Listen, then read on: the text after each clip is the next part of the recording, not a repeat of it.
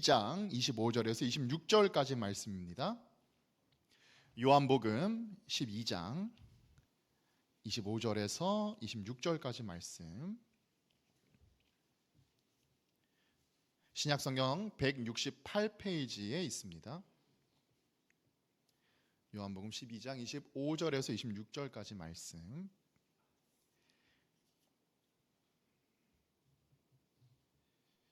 죄송합니다. 35절에서 25절 26절 말씀 보시겠습니다.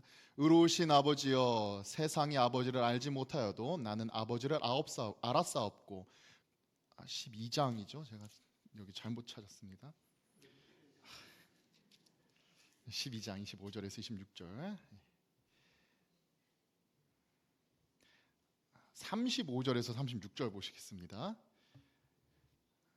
12장 35절에서 36절 보시겠습니다. 예수께서 이르시되 아직 잠시 동안 빛이 너희 중에 있으니 빛이 있을 동안에 다녀 어둠에 붙잡히지 않게 하라. 어둠에 다니는 자는 그 가는 곳을 알지 못하느니라. 너희에게 아직 빛이 있을 동안에 빛을 믿으라. 그리하면 빛의 아들이 되리라. 아멘. 정신이 없습니다. 그래서 중고등부 여름수련회하고 베트남 선교를 동시에 준비하고 있으니까 정신이 없긴 한데 저를 위해서 또 많이 기도해 주시기 바랍니다. 임 목사님 좀 정신 차리고 똑바로 잘 준비하게 해주시옵소서라고 기도해 주시면 감사하겠습니다. 오늘 제목이 좀 특이합니다. 그저 빛. 한번 들어보셨습니까? 요새 이제 저희 장년 되신 분들은 잘 못 들어보셨을 표현인데 우리 중고등부 아이들 또 유초등부 아이들에게는 들으면은 하는 할 정도로 한번 들어보았을 것입니다. 승엽이 들어봤니? 그저 빛 들어봤다고 벌써 끄덕끄덕합니다. 그저 빛. 어느 순간에 요새 젊은 애들이랄까요? 요새 이제 어린 애들이 어느 때 이런 표현을 쓰냐면요. 어떤 이제 공동체에서 어떤 프로젝트 뭐 예를 들면은 뭐 운동회를 한다, 축구를 한다. 근데 그 중에서도 어렵게 그 상황이 진행되는데 그 중에 한 사람이 툭 튀어나와서 그 모든 상황을 아주 그냥 나이스하게 이끌어가는 딱 한 사람이 탁 나오게 됩니다. 그럴 때 그런 사람을 보고 와, 그저 빛과 같다. 그저 빛 이러면서 이제 한마디로 칭송하는 표현 중에 하나가 바로 이 그저 빛. 뭔가 대단하고 뛰어난 존재에 대해서 붙여주는 마치 요새 이제 아이들이 쓰는 그저 이렇게 감탄사 같은 표현이 바로 이 그저 빛이라는 이제 표현입니다. 저도 이제 가끔씩 이제 이런 표현을 사용하곤 하는데요. 빛. 오늘 이 빛에 대해서 간단하게 말씀을 통하여서 한번 살펴보려고 합니다. 혹시 여기 성도님들 중에 혹시 이과 나오신 분들 계십니까? 이과 나오신 분들? 혹시 한번 살짝 이렇게 한번 손을 들어서 살짝 표현. 이과 나오신 분들. 요새 그렇죠. 이과. 요새는 중고등부에 문과, 이과 이렇게 나눠지지 않는다고도 합니다. 저는 이제 문과 출신인데요. 여기 대부분 아까 이과는 많이 없으신 거 보니까 다행인 것 같습니다. 저도 이제 문과 수학을 잘 못해서 문과 출신이긴 한데요. 이제 문과여서 이제 저도 이제 중고등부 그리고 이제 신학을 공부하다 보니까 수학 공식이나 뭐 과학 이론 이런 것들과는 좀 이렇게 거리가 멀게 살아왔습니다. 수학 공식이나 뭐 이런 과학 상식보다는 역사, 지리, 사회, 뭐 문화 이런 것과 사실은 더 친하게 지내왔죠. 음악을 즐기고 시를 즐기고 그리고 사회를 이해하고 정치 이론 뭐 이런 것들을 공부하는 것에 역사, 사실 이런 것을 공부하는 것에 더 흥미를 느끼곤 했습니다. 근데 그럼에도 불구하고 시대를 이해하기 위해서는 이 과학적인 것들도 알아야 한다라는 것을 제가 이제 대학교 다닐 때 알게 되어서 교양 수업 중에 과학 수업을 한 1년, 그러니까 2학기 들은 적이 있습니다. 교양 과목으로 들었었는데요. 1년 동안 이제 그 수업을 들었는데 그 이제 과학 수업 동안에 배웠던 내용이 무엇이냐면 다른 것은 다 기억이 안 나는데 크게 2가지를 배웠습니다. 현대 과학의 이제 사조에 대해서 배우게 되는데 크게 2가지를 뭘 배웠느냐? 하나는 상대성 이론에 대해서 배웠고요. 두 번째로는 이제 양자역학이라는 이제 과학 내용을 배웠습니다. 한 번쯤은 이제 우리 성도님들께서도 들어보셨을 것으로 알고 있는데요. 사실 저도 이제 너무 공부한 지 오래돼서 5, 6년 전에 공부한 것이어서 잘 기억이 나진 않지만, 그래도 요새 현대 과학의 흐름을 이해하려면 이 상대성 이론과 양자역학 이론은 꼭 알아야 한다라고 합니다. 그리고 이 상대성 이론과 양자역학을 알면은 또 그와 관련된 여러 가지 현대의 분위기들, 풍토들을 이해하는데 저는 개인적으로 참 많은 도움을 받았었는데요. 그 중에서도 이제 상대성 이론을 공부했던 것이 많이 기억에 남습니다. 이 상대성 이론은요, 두 가지로 또 나눠지는데 일반 상대성 이론과 특수 상대성 이론이라는 것으로 나눠지게 됩니다. 좀 어려운 내용들일 수도 있겠지만 한번 천천히 한번 잘 들어보시기 바랍니다. 결국 결론은 쉽게 끝나게 되는데요. 이 상대성 이론은 우리가 잘 알고 있는 아인슈타인이 발표한 이론입니다.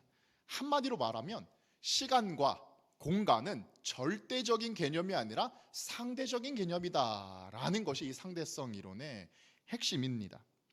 이 아인슈타인이 등장하기 전까지는 사람들이 시간과 공간을 어떻게 생각했었냐면요, 절대적인 것이라고 생각했습니다. 공간도 바뀌지 않고 절대적이고 시간도 모든 사람들에게 절대적으로 똑같이 흐른다라고 이 아인슈타인 이전까지 생각했습니다. 예를 들면은 제가 느끼고 있는 1초의 시간과 여기 있는 모든 성도님들이 느끼고 있는 1초라는 시간이 동일하게 모든 사람들이 시간과 공간을 동일하게 경험한다라는 것으로 생각을 했었습니다. 근데 이 아인슈타인이 나오면서부터 그것이 아니다라고 말을 하기 시작했습니다. 모든 사람들에게 시간과 공간이 동일하게 적용되는 것이 아니라 사람들 각각 개인마다 지금 지나가는 시간이 상대적이다라고 이야기하기 시작한 것입니다. 사람에 따라서 어떤 물질의 중력의 질량에 따라서 시간은 상대적으로 흐른다라고 이 아인슈타인이 주장을 했던 것입니다.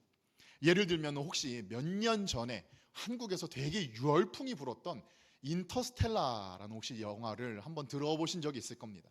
거기 아주 인상적인 장면이 하나 나오는데요. 어떤 그 우주 비행사들이 어떤 행성에 들어가게 되는데 그 행성은 지구의 중력보다 몇백 배 더 큰 중력을 가지고 있는 행성이라는 곳에 이 우주 비행사들이 들어가게 됩니다. 그 비행사들은 잠깐 갔다 들어왔는데 이 중력이 다른 곳에 들어갔다 오니까 순식간에 그 행성 밖에는 20년이라는 시간이 흘러 있었다. 뭐 이런 것들이 있었죠. 행성은 중력이 이게 크기 때문에 20분이라고 느껴졌지만 그 행성 바깥에서는 무려 20년이라는 시간이 흘렀다. 이런 내용들. 이런 것들이 다 이 아인슈타인의 상대성 이론에서 기초한 것입니다. 무게가 무거워지면 시간이 느리게 흐른다. 그러므로 공간과 시간은 따로 분리된 개념이 아니라 공간과 시간은 아주 긴밀하게 연결되어 있어서 모두 상대적인 공간에 따라서 공간에 따라서 그리고 물질의 질량에 따라서 시간은 상대적으로 흐른다. 이런 것이 바로 이제 상대성 이론이라는 것이죠. 그래서 지금 제가 지나고 있는 시간과 성도님들이 지나가고 있는 시간이 미세하지만 조금씩 다르게 흐른다라고 아인슈타인은 이야기를 합니다. 중요한 것은 이 상대성 이론이 말하자는 것의 중요한 것은 시간과 공간이 상대적인 것이다라는 것입니다. 근데 이 상대성 이론이 다 그러므로 온 우주에 있는 모든 것들은 상대적인 개념을 갖는다라고 이야기를 하는데 단 이 상대성 이론이 적용되지 않는 어떠한 한 존재라고 해야 될까요? 어떠한 물질이 있습니다. 그것이 바로 무엇이냐면 바로 빛입니다. 빛. 빛은요, 이 30만 킬로미터 퍼 세크라는 이제 속도로 1초에 30만 킬로미터를 날아가는데 이 값이 공간이 휘어져도 시간이 달라져도 이게 이 값이 절대적인 시간 값을 속도를 갖는다라는 것입니다. 어떠한 상황 가운데에서도 이 빛이라는 것은 느려지거나 빨라지지 않고 고정된 절대값을 가지고 빠르게 이동한다라는 것을 또한 아인슈타인이 이야기합니다. 그리고 또 빛의 특별한 점이 무엇이냐면요, 모든 것은 어떠한 전달 물질이 있어야 되는데 예를 들면 제가 가지고 있는 이 손수건을 저기 뒤에 있는 정기성 목사님한테 갖다 드리려면 제가 던지던지 아니면 누군가를 전달해서 갖다 주던지 해야 되는데 뭔가 중간에 있는 사람들이 있어야 되는데 이 빛은 신기하게도 중간에 이런 전달자 없이 스스로의 힘으로 쭉 나아가는 성질이 있더라라는 것입니다. 예전에는 이 우주 공간에 우리가 알 수 없는 물질이 있어서 전달해 주는 거 아닐까라고 해서 과학자들이 지난 한 50년 동안 연구를 해봤는데, 연구한 결과 중간에 전달하는 물질이 없더라. 그러므로 빛은 어떤 다른 존재에 의존하지 않고 움직이는 능력이 있다라고 과학자들이 결론을 내렸다고 합니다. 빛은 그래서 이 상대적인 우주 공간 가운데에서 정말로 특별하게, 유일하게 절대적인 무언가를 가지고 있는 물질이다라는 것을 이 과학자들이 정의하기 시작했습니다. 또 빛의 특별한 점이 무엇이 있습니까? 빛은 밝은 빛을 냅니다. 그래서 이 어두운 우주 공간을 밝게 비춰주는 역할을 하기도 합니다. 광자라는 입장을 가지고 있어서 어두운 것을 밝게 비춰줍니다. 또 빛은 어떠합니까? 빛에도 사실은 여러 가지 종류들이 있습니다. X선, 감마선, 또 무슨 선들 있죠? 무슨 전자레인지에 쓰는 그런 선들, 그것도 다 빛으로 사용하지 않습니까? 또 빛의 한 가지 특별한 점, 열이 있다는 것이죠. 그래서 차가운 공간을 따뜻하게 만들어주는 이러한 요소들이 빛에 있다라고 합니다. 그래서 이러한 빛의 특성들을 현대 과학자들이 연구하면 연구할수록 그 옛날에 중세 시대 때 신에 대해서 연구했던 그 신의 속성과 빛의 속성이 되게 비슷한 것들이 많다라고 과학자들이 이야기를 하곤 합니다. 절대적인 힘을, 절대적이고 어두움을 밝히며 생명에게 따뜻함을 주는 이러한 특징들이 빛이 참 신의 속성과 비슷하다라고 과학자들이 이야기하고 있다라는 것이죠. 그래서 14세기에 이탈리아의 문학가 중에 한 명인, 이제 문과분들은 이제 문과 이야기가 나옵니다. 14세기에 이탈리아의 그 작가 중에 단테라고 하는 작가가 쓴 신곡이라는 책이 있습니다. 단테의 신곡. 거기 중에 그 단테의 신곡은 이제 사후 세계에 대해서 막 카톨릭적인 배경에서 막 이제 서술을 하는데, 지옥과 연옥과 천국편, 이것을 이제 단테가 여행하는 여행기입니다. 마치 우리나라의 옛날에 신과 함께 나오는 것처럼 죽은 다음에 지옥 경험하고 막 이런 소설인데, 거기서 단테는 그래서 신이 있는 공간은 어떠할까를 상상했을 때 도저히 상상이 안 되니까 천국편에서 신이 계신 공간은 빛으로 가득 찬 세계다라고밖에 표현을 안 하고 있습니다. 그래서 이 단테의 신곡을 보면 지옥편이 제일 두껍고요, 연옥편, 천국편이 제일 짧은 형태로 되어 있습니다. 천국에 대해서는 도저히 상상할 수도 없고 그저 이 밝은 빛으로만 가득 찬 공간이겠구나라고밖에 이제 서술을 못하고 있습니다.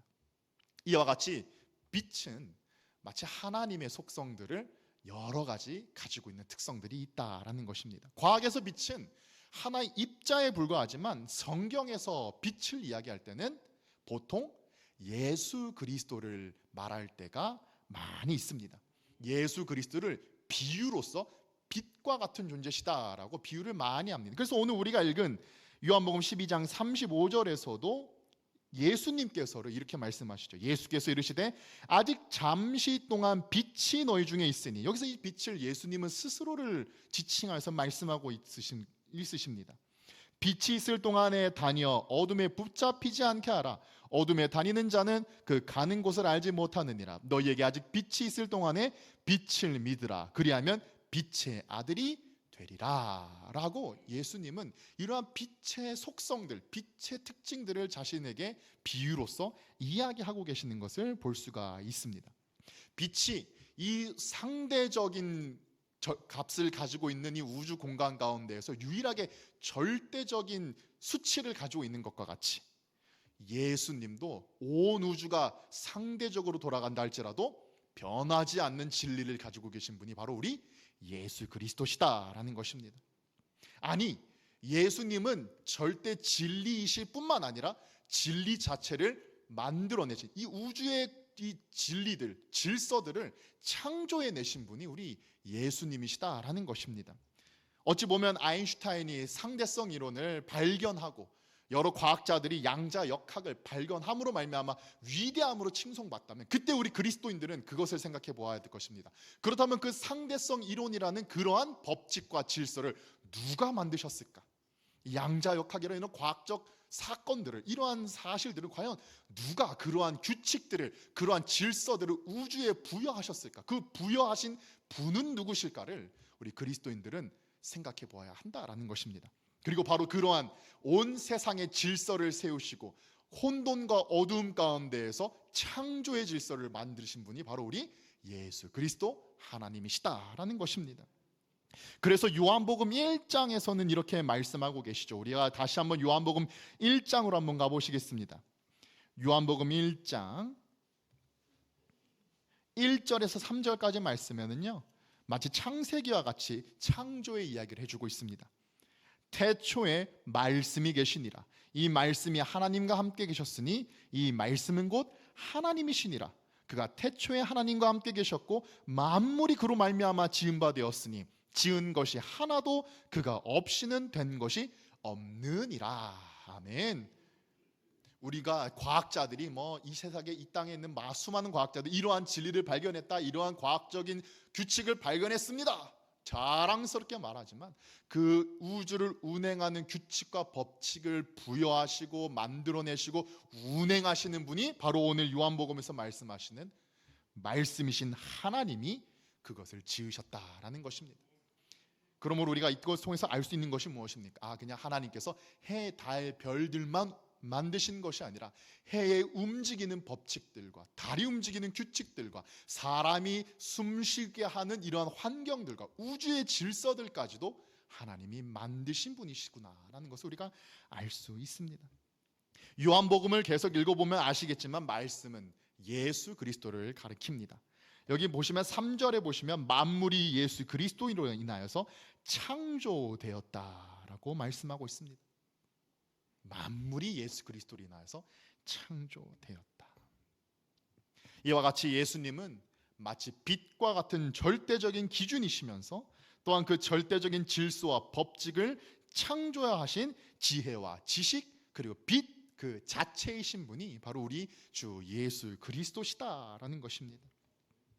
그리고 아까 제가 서두에서 빛에 대해서 말씀드렸던 것처럼 빛이 성질 중에 하나가 어떠한 중간 단계 없이 스스로 움직이는 힘, 어떤 것에 의존하지 않고 이동하는 힘이 있는 것과 같이 우리 예수 그리스도도 어떠한 분이십니까? 예수 그리스도는 어떤 것에 의존하시는 분이 아니십니다.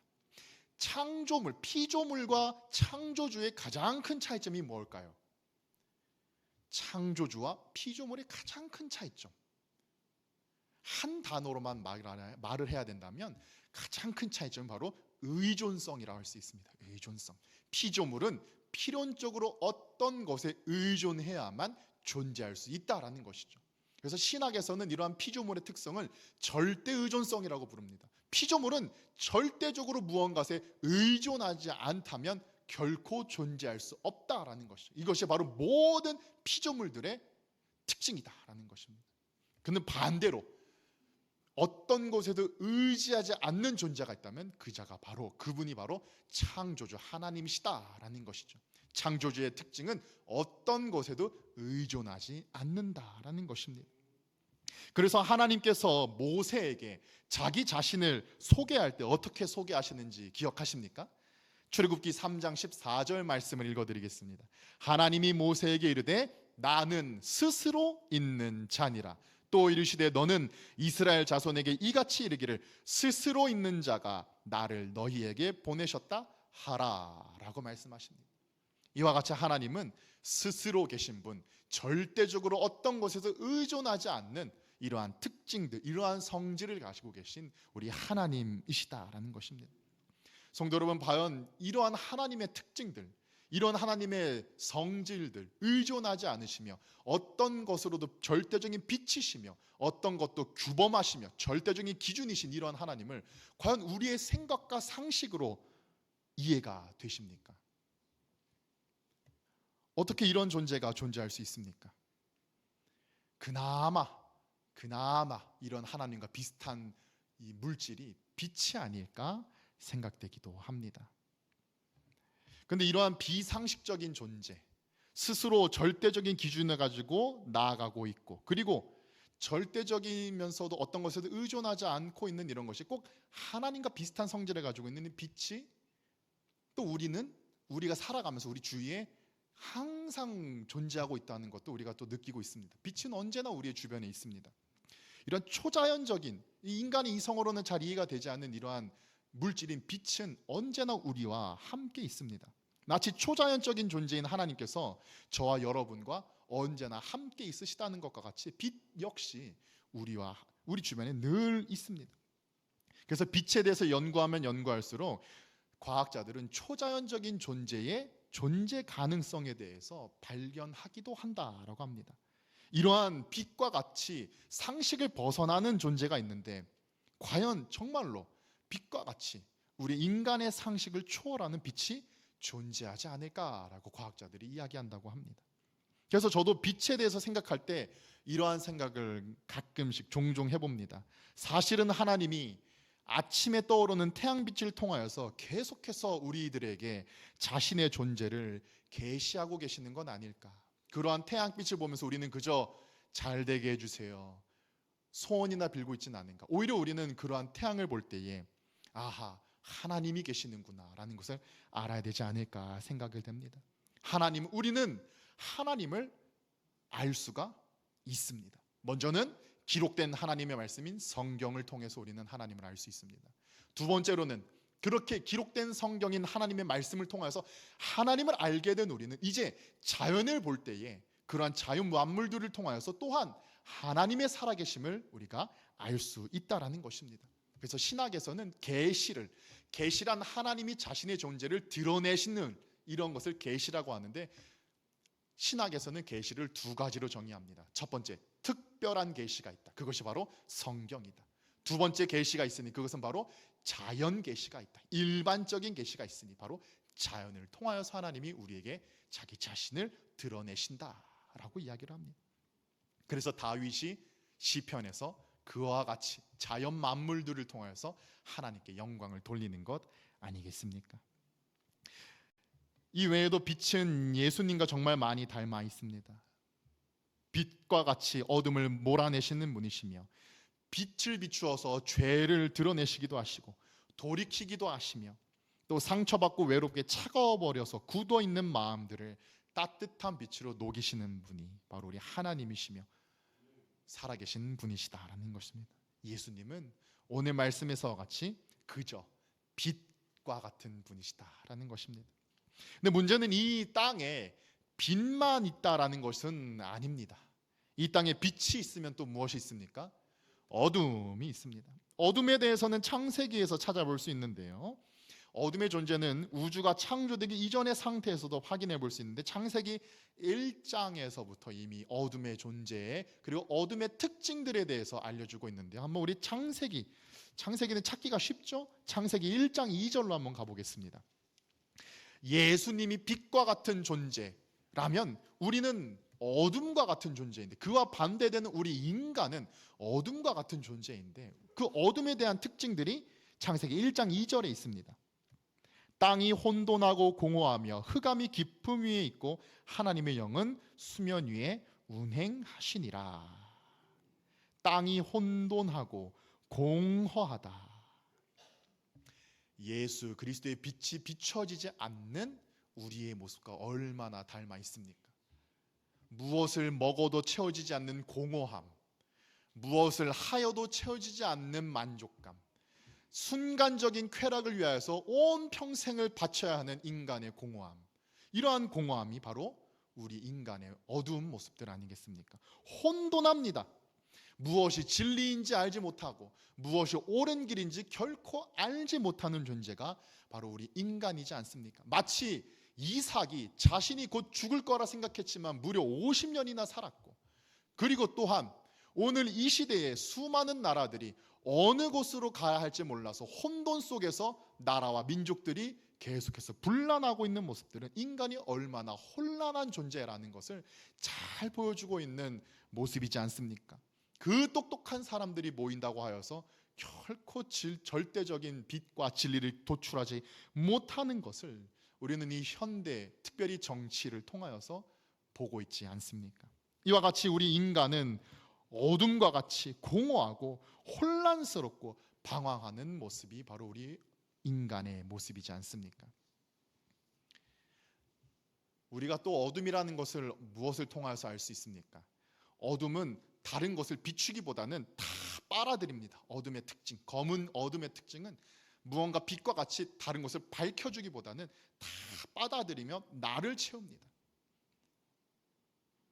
이런 어둠의 특징들을 또 우리가 어디서 잘 살펴볼 수 있습니까? 우리가 십계명 생각해 보았을 때 안식일을 기억하여 거룩히 지키라. 몇 계명이죠? 4계명입니다. 4계명. 근데 우리가 이 안식일을 기억하여 거룩히 지켜야 하는데, 우리는 안식일에 대해서 생각할 때, 주일에 대해서 생각할 때 우리는 이렇게 생각하는 경향이 많이 있습니다. 안식일, 주일, 오전 10시부터 1시까지. 그 이외에는 다 4시간. 저희가 이제 이번에 우리 중고등부 친구들과 함께 교리 공부하면서 이번에 10계명 공부를 같이 했습니다. 그때 안식일에 대해서, 주일에 대해서 생각해 봤는데, 많은 중고등부 아이들이 주일에 대한 시간의 개념을 어떻게 가지고 있느냐, 오전 시간만 주일이고 오후 시간에는 내 마음대로 학원 가고 내 마음대로, 특히 시험 기간만 되면은 주일은 그저 잠깐 1시간 예배만 드리고 빨리 학원 가는 시간으로 여기고 있습니다. 안식일을 기억하여 거룩시키라. 문자 그대로 성경을 해석하는 것은 그렇게 건강하진 않다고는 하지만, 만약 하나님께서 이 안식일을 기억하여 거룩 지키라는 말씀을 문자 그대로 우리에게 지키라고 요구하신다면, 과연 중고등부 아이들뿐만 아니라 과연 여기에 앉아있는 우리들은 인생에 태어나면서 살면서 과연 한 번이라도 주일을 온전히 24시간을 온전히 거룩하게 지킨 사람이 과연 있다라고 자부할 수 있는 사람이 있을까요? 아마 단 한 사람도 없을 것입니다. 이와 같이 우리는요, 하나님의 말씀을 들어도 내 방식대로, 내 생각과 내 욕심에 따라서 철저하게 계산적으로 지키는 모습들을 보여주고 있습니다. 모든 것이 하나님을 위해서 말하고, 하나님을 위해서 살겠습니다, 하나님을 위해서 마치 빛과 같은 모습으로 주일을 보내고 있지만, 그 이면에는 어둠의 모습을 우리가 가지고 있는 것을 우리는 인정해야 할 것입니다. 그러므로 어둠의 모습은, 그리스도께서 빛이시라면 우리는 어둠의 모습이라는 것을 인정해야 할 것입니다. 교회 밖에 있는 다른 사람을 어둠이라 할 것이 아니라, 주님은 빛이시요 저는 어둠입니다. 주님, 저는 아무것도 몰라서 혼돈합니다. 주님, 저는 주님을 사랑한다 하면서도 세상에 있는 수많은 것으로 나를 채우려 하는 공허한 존재입니다 라고 인정해야 할 것입니다. 정확하게 판별하며 살아가기보다는 불확실하고 불안하게 살아가는 존재가 바로 우리들의 모습이다라는 것입니다. 그 누구에게도 밝힐 수 없는 어두운 마음이 우리에게 있다라는 것입니다. 그런데 이러한 어두움 가운데에 우리 창조주 되신 하나님은 무엇이라고 선언하십니까? 창세기 1장 2절에 혼돈하고 흑암이 깊음 위에 있는 가운데에 창세기 1장 3절에 하나님이 무엇이라 선언하십니까? 하나님이 이르시되 빛이 있으라 하시니 빛이 있었고, 빛과 어둠을 나누시는 모습을 우리 하나님의 창조 사역을 통하여서 우리가 확인할 수 있습니다. 우리는 어둠이지만 우리의 본성적인 모습은 어둠 속에 있을지라도 우리의 어둠 가운데에 빛을 비추어 주시는 분이 계시니 바로 우리 하나님이시며 바로 우리 주 예수 그리스도시다라는 것입니다. 우리는 혼돈하고 공허하여서 그 무엇으로도 나를 채울 수 없지만, 혼돈하고 공허하여서 알지 못하고 이리저리 끌려다니는 우리에게 절대적인 생명의 빛을 비추어 주시는 분이 바로 우리 예수 그리스도시다라는 것입니다. 차갑고 공허하고 다른 사람에게 따뜻하지 못하는 우리의 이러한 어두운 심령 가운데, 차갑게 굳어가는 얼음장과 같은 우리의 심령 가운데에 밝은 빛을 비추어 주사 녹여주시고 부드럽게 하시고 우리의 표정을 풀게 하시고 삐죽삐죽했던 우리의 입술의 언어들을 부드럽게 막아주시며 인정사정 볼 것 없고 딱딱하게 경직돼 있던 우리의 행동들을 부드럽게 녹여주시는 빛을 비추어 주시는 분이 바로 우리 주 예수 그리스도시다라는 것입니다. 오직 예수 그리스도 안에 있을 때에만 우리는 우리의 본성적으로 가지고 있는 공허함과 어두움을 이겨낼 수 있습니다. 우리는 빛을 받아야 하는 존재입니다. 빛을 받아야 우리 안에 있는 어둠이 물러가게 된다는 것입니다. 어둠은 스스로 어둠을 이겨내지 못합니다. 어둠은 외부에서 빛이 비추어 올 때에만 이겨낼 수 있습니다. 예수 그리스도께서 시간과 공간의 제약을 뚫고 이 땅에 오셔서 이 어두운 세상을 밝히 비추어 주셨던 것처럼 우리 안에도 예수 그리스도의 성령이 뚫고 들어오셔서 어두운 우리의 마음을 밝은 빛으로 채워 주신다라는 것입니다. 그래서 오늘 말씀에서 요한복음 12장 35절에서 36절 말씀에 그래서 예수님이 이렇게 말씀하시는 겁니다. 예수께서 이르시되 아직 잠시 동안 빛이 너희 중에 있으니 빛이 있을 동안에 다녀 어둠에 붙잡히지 않게 하라. 어둠에 다니는 자는 그 가는 곳을 알지 못하느려나 너희가 아직 빛이 있을 동안에 빛을 믿으라. 그리하면 빛의 아들이 되리라. 예수께서 이 말을 하시고 그들을 떠나 숨으시니라. 빛 대신 예수 그리스도를 믿어야, 빛 대신 예수 그리스도를 마음 가운데에 모셔야 어둠이 아니라 이리저리 어둠으로 끌려다니는 멍청한 존재가 되는 것 아니라 밝은 빛으로 말미암아 우리의 인생을 살아갈 수 있다라는 것입니다. 빛이신 예수 그리스도, 말씀이신 예수 그리스도. 종교개혁자들이 율법의 용도에 대해서 세 가지로 비유했던 적이 있습니다. 여기서 말하는 율법이라고도 하지만 말씀이라고도 비유할 수 있습니다. 말씀을 세 가지로 비유합니다. 승협이 혹시 알고 있나 모르겠네. 저희가 이번에 공부했던 내용인데요. 승협이 공부했던 내용. 종교개혁자들이 세 가지로 이 말씀을 비유합니다. 첫 번째, 재갈에 비유합니다. 소의 입에 아는 재갈에. 왜 그렇습니까? 하나님의 바른 길을 떠나서 내 마음대로 막 미쳐서 날뛰 깔 때, 그때 하나님께서 그 재갈을 통해서 우리를 끌으시고 바른 길로 인도하시는 그 매개체가 말씀이다라는 것입니다. 두 번째로, 말씀은 거울과 같다라고 비유합니다.